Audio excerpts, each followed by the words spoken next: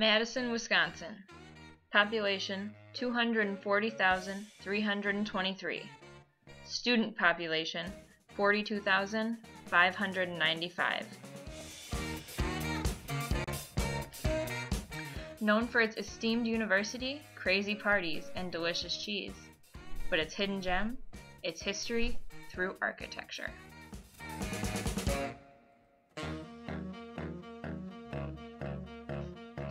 Every day, people walk past these buildings on their way to class, work, or just to meet up with friends.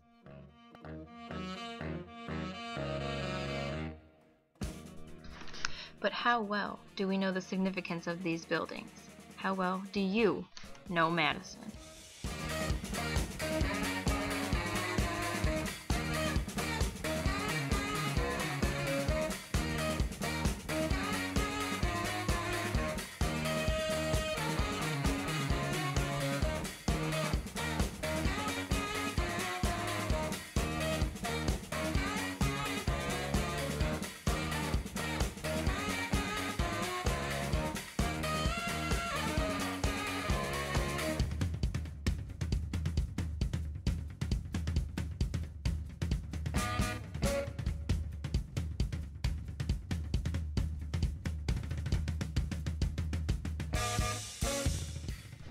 North Hall, the first structure built on the UW campus in 1851 at a cost of $19,000.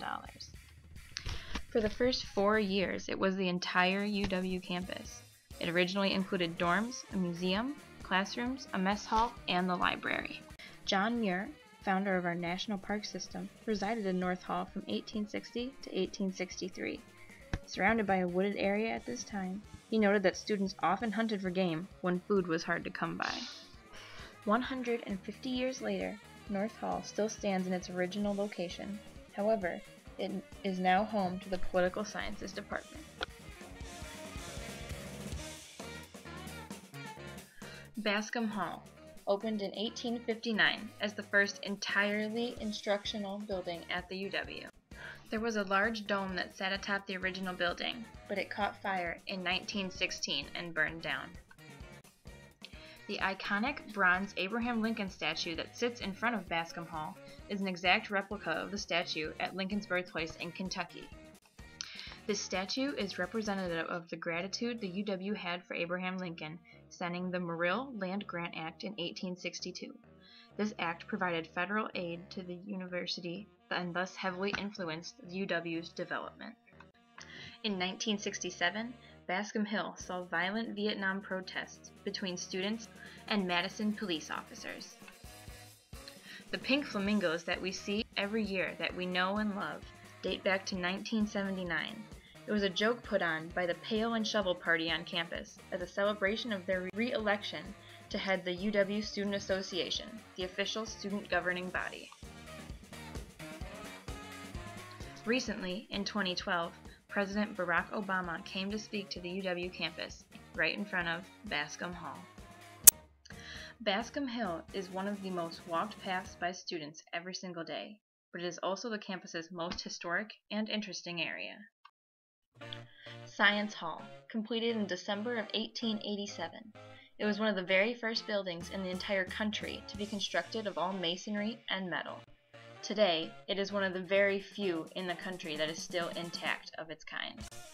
Science Hall has a mysterious reputation as it houses a link to the underground utility tunnels for the entire campus, and it used to house the Department of Anatomy. Students previously have found a set of leg bones and an embalmed human foot. However, its architecture and grand exterior shows off its dignity, strength, and boldness. Made from rhyolite, a volcanic rock found in Berlin, Wisconsin, it is one of Madison's best and maybe only great works of Richardsonian Romanesque architecture.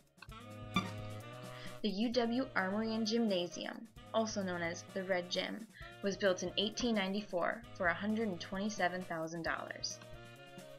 In 1894, the Red Gym was used for a political rally for President William McKinley. In 1904, it was host to a controversial Wisconsin Republican convention, and it holds national significance in history of the progressive movement. It was originally used as a military training facility.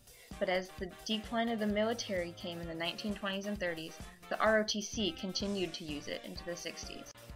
In January of 1970, the Red Gym was firebombed and caused extensive damage with an intent to target the ROTC offices inside.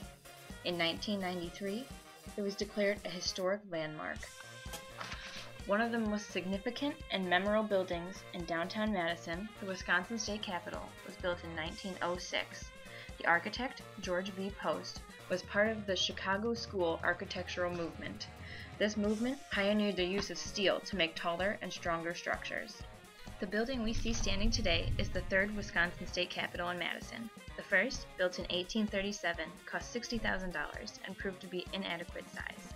The second, built in 1857, was destroyed by a fire in 1904 and cost $900,000. In 1906, construction started on our current Capitol, costing $7.2 million. Construction finished in 1917. Also in 1917, the Wisconsin State Capitol witnessed the installation of the first electronic voting machine in the world. In 1923, the Capitol held its first Christmas pageant, and it has been held every year since. 2001, our own state capitol was designated as a National Historic Landmark. In February 2011, the Capitol witnessed protests against Wisconsin Governor Scott Walker and made national news. In November 2012, President Obama made an appearance to rally for the upcoming election. This rally provided entertainment from none other than the great Bruce Springsteen. Memorial Union. In 1904, UW President Charles Van Hise calls for the construction of a union to provide for the communal life of campus. It wasn't until 1928, though, that the building opened on October 5th, dedicated to men and women who serve our country's wars. In 1931, Hoofers was established by 3 students and 3 staff. In 1933, the Memorial Union became the first university union to serve beer. In 1937, construction started on the Union Theater and the West Wing and opened in 1938. In 1942, Memorial Union served as a dining hall for over 2,000 Army and Navy personnel during World War II. The sunburst chairs that are so iconic to the Memorial Union have been around since the 1940s. The Monona Terrace, although not constructed until 1996, holds great historical relevance in Madison's architecture. The architect behind it all was none other than Frank Lloyd Wright, revered as the greatest architect of the 20th century by Time magazine. Wright grew up just outside of Madison, but had not yet been celebrated by his hometown. Frank Lloyd Wright originally proposed the design in 1938 as an architectural vision for Madison. It was a curvilinear gathering place that would link the shore of Lake Monona to the state capitol. Being so close to home for Wright, this would be one of his most original, different, and important designs. According to historian Neil Levine, this design was important for study of American urbanism and city planning in general, relating to relations between architecture and politics in the 20th century. Today, we remember Frank Lloyd Wright, our own hometown hero, through the Monona Terrace. So next time you're taking a walk by the lake, down State Street, or up Bascom Hill, you will be aware that Madison holds a great number of hidden treasures right in front of your eyes.